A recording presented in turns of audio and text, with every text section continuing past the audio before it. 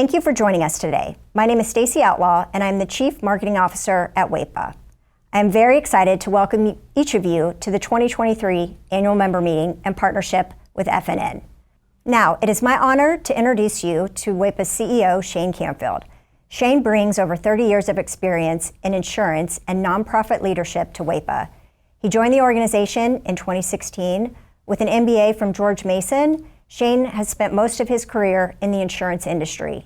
He currently serves on the PIMA board, Professional Insurance Marketing Association, and we're delighted to have him here today. Without further ado, Shane, I'll turn it to you. Thank you, Stacy, and welcome everyone. WAEPA stands for Worldwide Assurance for Employees of Public Agencies, serving current and now former federal employees. We are a 501c9 nonprofit benefits trust, and later I'll be talking about how does that impact what WAEPA delivers to you and how we run our business. Our mission remains unchanged since 1943 to promote the health, welfare, and financial well-being of our members. Board members are 100% experienced career civil servants. They are volunteers without compensation, and we thank them for their service. What we do is plan administration, customer service, new issues, premium setting, billing, claims assistance, new member acquisition, marketing, and underwriting processes. Today, I'm going to be hitting 1 or 2 points on each of these slides, and please read all the bullet points as we go through it. WAEPA is a nonprofit with a member-focused mission, but we're a nonprofit that doesn't receive dues, we don't receive grants, we don't have donations, so we have to run the business like a for-profit organization. The nonprofit piece comes in with what do we do with any excess revenue. We'll cover that a little bit more in a minute. We'll talk a little bit about WAEPA's growth and how that's in the interest of current and future members. And a board member recently asked me a very interesting and thoughtful question. Is there a point in time when we are big enough? Have we gone over the finish line? And beyond that point, are we experiencing diminishing returns? The answer is no in insurance programs, because the group nature and the actuarial risk to the plan is spread out over a large number of insureds. The larger that number is, the better for everyone. So we will continuously work on growing the plan, and you're going to see in a minute that we've done a really good job with that. The final point on this slide I'd like to make is that New York Life is our carrier partner. They're one of the nation's leading insurance companies, and they've been a tremendous partner for us in many regards, typically around compliance issues as well as filing with state insurance departments. WAEPA leading the way. This slide is about changes in the industry that we have responded to. COVID, not thinking about the claims, which were horrible, and we did have accelerated claims during COVID, but COVID changed consumers' expectations of insurance companies. And people want it faster, quicker, online, real time. And so we made some pretty dramatic changes to how we underwrite. And that's reflected in a new process by which over half of our members, they can apply for insurance, start an application, and by the end of a 15-minute session, know whether they've been approved or not. This is dramatically different than anything in the past.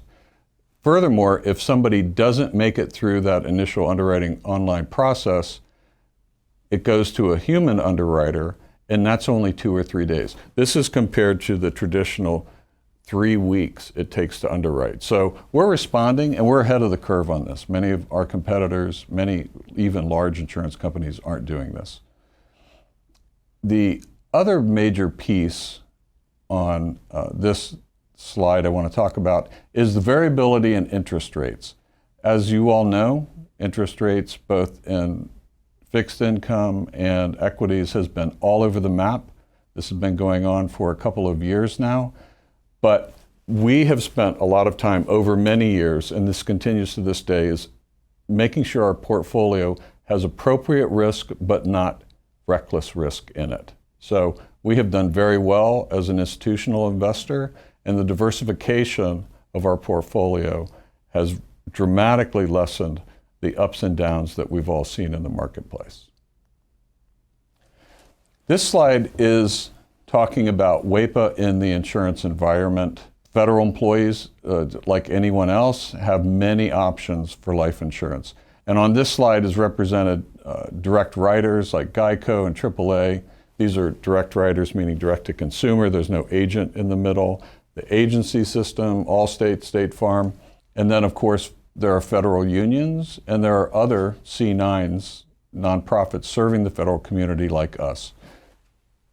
In the world of insurance companies, there are over 750 insurance companies in the United States. It's not possible, and we don't even try to compete price-wise across all of those different venues. Our principal competitor and our benchmark is FEGLI. So that's where we put our time, our effort. We've done a good job with this in terms of prices. Our prices are lower than FEGLI's. We have more options available.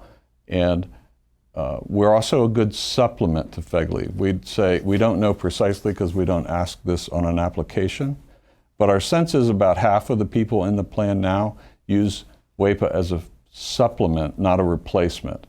But quite a few people do fully replace FEGLI with our plan. How do we make our business happen? So this looks like a commercial insurer, and as I mentioned before, we do operate like a commercial insurer. Growth is a principal driver for us. That's represented here by our marketing department and our member service department. How do we make that happen? With our finance, IT, human capital is very important to us to treat our people well. And then legal and compliance. All of these pieces work together as a symphony to make WAEPA happen. Talk a little bit about cash flow. We are a group plan. This is very different than if you go to a lot of those carriers we showed before and you get an individual life insurance plan. In our case, everybody is pooled together. All 50,000 plus go into a single risk pool, and this drives rates down and provides actuarial stability. Claims is the largest piece of what we do with insurance premium. Then WAEPA administration, running the plan, is the next piece. New York Life does take a little piece of it. Also mentioned here is reinsurance. This is a really big deal for us. Last year we put in place a new reinsurance plan, and so claims above a certain percentage of premium are taken by another organization. It does cost us a little money to do that, but the stability and the certainty that we'll never pay above a certain amount each year is critical for our business. And then here's a nonprofit piece at the very bottom. What do we do with excess profits? So we have a premium refund program. We'll talk about that a little bit in a minute. No commercial insurer is going to offer premium refunds. We're able to do that for most years, not all, and it's not guaranteed, but most years we're able to do that, and we're happy to do it. It is our way of giving back to those people who are paying into the program. Some key financials. The group life plan has $40 million of premium in 2023. To give you an idea of what that means in terms of growth, we were $31 million in 2016. Most group plans that I just described, like us, are either flat or they're declining.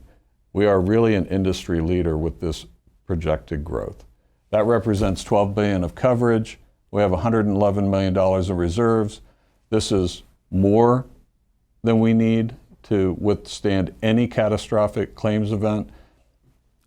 We don't have to look very far into the past to know that COVID was the first pandemic and one of the worst possible risks for a life insurance company in 100 years. We had an additional 17% mortality rate in 2021, additional 6% last year, and this year we're on track for normal. And while it's horrific, we are in the life insurance business and pay close attention to this. We easily had enough reserves to pay this excess mortality. All that financial strength and stable premiums allows us to, in the last 27 of 28 years, provide a refund of member premium. That this year was 10%. We're very proud of that, and anytime we can do this, any year we can do this, we will always do it. And then finally, we have not increased our rates in decades. We've only decreased our rates. This is one of the advantages of having a large pool of insureds in a single program. The one thing I want to hit on here is, why do we advertise? I'm sure you see us advertised on TV and WTOP. You don't see other group plans doing that. You don't see other employer plans, which are also group plans, doing that. The reason is, we're not at the table when a new federal employee comes to work at the government. They're only presented with FEGLI, the employer plan. As people leave the plan, and people naturally leave over time, they don't need the coverage anymore at a certain point in life. 65, 70, the need for life insurance starts to decrease. And we have to continuously bring new people into the plan to keep the rates as stable as they are. And on top of that, if we want to grow, we have to add on to that new additional insureds. And we have done that very well. If you don't add in new people as some leave, what happens is those people in the plan are getting older. They're an increased risk for paying a claim. And how do you respond to that? You increase rates. And then that's less competitive, and over time, you start a spiral effect that really can damage a plan. We are going in the absolute opposite direction. You can see here on the slide, in 2017, we had 38,000 insureds, and we have 50,000 plus today. That includes spouses. Spouses can get their own plan with us as well. This is tremendous growth, and we're very proud of that. The average length of time people stay with us has increased from 15 to 18 years. I will tell you, from an industry standpoint, for term life insurance, 18 years is a phenomenal number. So we're very proud of that as well. Our projected premium growth, we expect to be at roughly $52 million of revenue in the group term plan in 2026, and roughly 43,000 members, again, not counting spousal insurance coverage. But you can see the trajectory. This forecast comes off of our long-term capital asset planning model, which has been extremely accurate, and that growth that I mentioned before is going to continue. An interesting thing that happened in 2023, earlier this year, was that we had a fellow 501c9 serving the federal space. Principally, the vast majority of their business is providing a white glove, very well designed and priced medical insurance plan. They had a life plan on the side, but they decided that it was very difficult and costly to keep that life plan up. So we had conversations, and we ended up acquiring that book of business and brought in an additional 3,000 members into our WAEPA family, and we welcome them. This was a good deal for everyone all around. Membership eligibility for former feds. We did get a Treasury Department ruling that allows us to now offer the same group plan to anyone who has served in the federal government, and now they're not. This is a sea change for us, and most of our new business comes through referrals from current members, you. So if you know of somebody who's left federal service, maybe they've picked up a second or even third career, if they served in the federal government, please mention WAEPA, because they can now join our plan. It benefits them and it benefits us for having additional insureds and that stability of pricing and our actuarial risk. Thank you very much for being a part of WAEPA. And now I'll turn it over to Drew.